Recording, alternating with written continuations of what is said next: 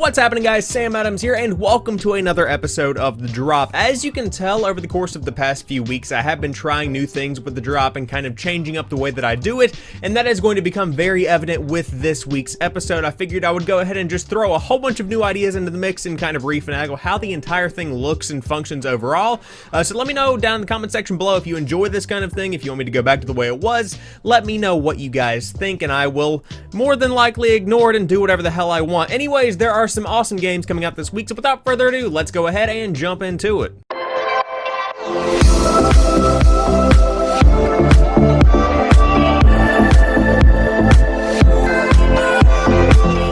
First off, we have Fear Effect Sedna coming to the PlayStation 4, the Xbox One, the Switch, and the PC. Thrilling action and stealth gameplay enhanced by the Fear system, an exciting story and ultra-stylish cutscenes. Harness your team's dynamic abilities to tackle enemies and puzzles like never before. This is the quintessential sequel for existing fans and a perfect starting point for newcomers.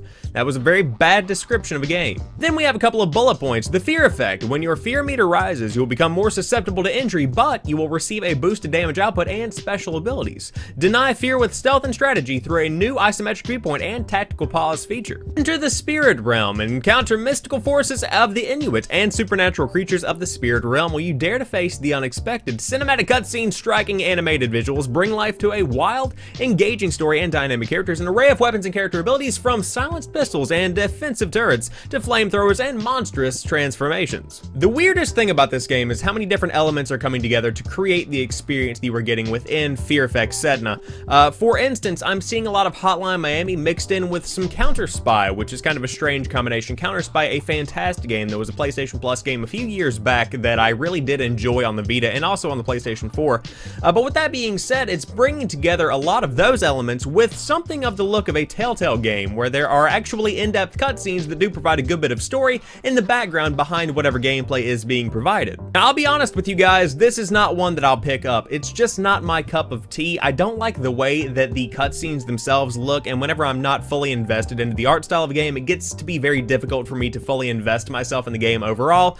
So for that reason, I'm probably going to be giving this one a pass. But if you guys are interested in this kind of art style, if you like the look of the gameplay, I would recommend checking this one out, especially on the Switch because of the style and the nature of the gameplay itself. But if you are a PlayStation 4, Xbox One, or PC user, then you are going to be getting this one this week as well. Next up, we've got Way of the Passive Fist coming to the PlayStation 4, the Xbox One, and the PC. A mysterious figure known only as the Wanderer travels across the distant planet of Zircon 5, a once prosperous mining colony that is now on the brink of destruction in the face of its dying star. By using the Passive Fist technique, the Wanderer can outlast any foe by deflecting their attacks and draining their stamina. With colonists disappearing and maniacs running wild, the Wanderer must stand firm, stay calm, and fight for answers in this unique modern brawler. Change your difficulty setting by changing every single element of your challenge level and then saving it as your own. Fully remappable controls allow you to use either your left hand, your right hand, your feet, your keyboard, whatever you want to use to control the game. You can do it however you want to do it. Level up, earn medals and XP from fights and earn upgrades, and unlock new abilities, story, and arcade modes. Play through the story mode and take a chance against tyranny on Zircon 5. Then challenge yourself with the arcade mode and play through the whole game with limited lives to prove your mastery of the Passive Fist. I cannot say enough about this game and how beautiful its art style is. This is just absolutely gorgeous. I am going to be getting this one this week. That's not something that I do every week with The Drop. I've said that before. I rarely buy games that I talk about here because I like to save my money. I am a cheap ass dude. I am a cheap ass dude that is in college. Those two elements lead me to not spend much money on games whenever it is not incredibly appealing on day one.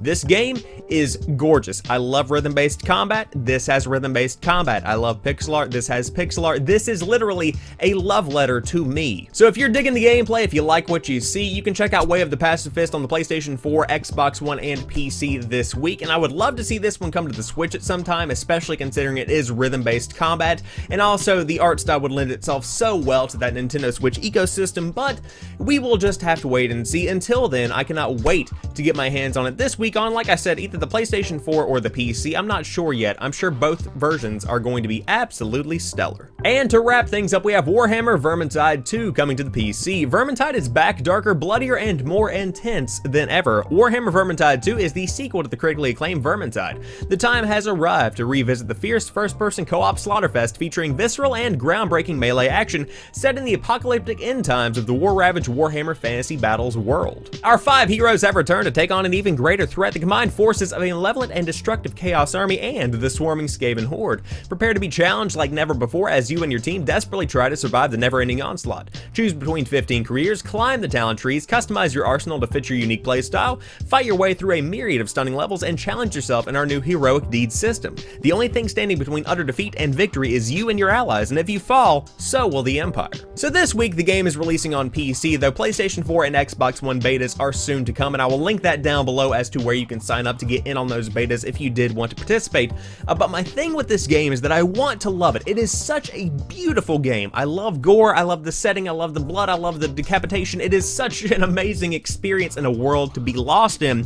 But as a dude who is more so a solo player than a co-op player, this is a heartbreaking experience for me to see this beautiful game come out, but feel reluctant to play it because I'm not a huge fan of playing with other people. Not that that's a problem with the game, that's a problem with me and my solidarity. Will I get this at some point down the line? More than likely, if it's in a Humble Bundle or if it is on sale on Steam, something along those lines, because I could find people to play with. That's not the issue. I have a huge outreach on Twitch and a community of people that would likely play with me, but it's just not necessarily up my alley with how intense it is in the cooperative side of things. But with that all being taken into account, beautiful game, loving the gameplay, loving the vibe of it all, the overwhelming atmosphere, the overbearing atmosphere of the end times that it is set in. But with that being said, I'm giving this one a pass this week, but man, does it get a solid gold star from me for just being a gorgeous and, according to the gameplay trailer, well-running game?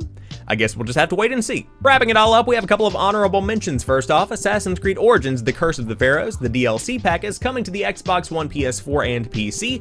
Final Fantasy 15 is getting a Windows Edition as well as a Royal Edition, which is going to be a pretty awesome experience for those that want to get all of the DLC bundled in with the base game.